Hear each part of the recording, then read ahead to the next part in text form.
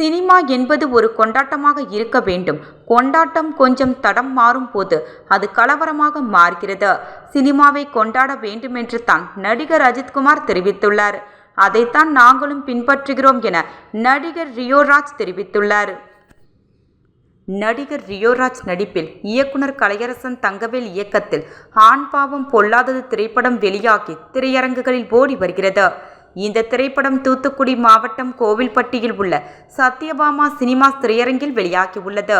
இந்நிலையில் இந்த திரைப்பட குழுவினர் இன்றிரவு திரைப்படத்திற்கு இடையே ரசிகர்களை சந்தித்து கலந்துரையாடினர்.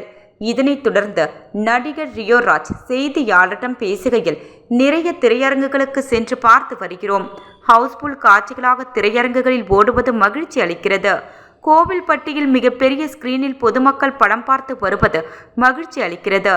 தொடர்ந்து திரையரங்குகளில் படம் பார்த்து வரும் மக்களுக்கு நன்றி. சினிமா துறை ஆரோக்கியமாக இருக்க வேண்டும் என்றால் திரையரங்குகளில் படம் நன்றாக ஓட வேண்டும். மக்கள் அப்படி எங்கள் படத்திற்கு வருவது எங்களது திரைப்பட குழுவிற்கு மகிழ்ச்சியாக உள்ளது. இதே போன்று நல்ல கதைக்களத்துடன் அடுத்தடுத்து திரைப்படத்தில் நடிப்பேன். மக்களின் ரசனை மாறிக்கொண்டே இருக்கிறது என்பதை விட அப்டேட் ஆகி கொண்டிருக்கிறது.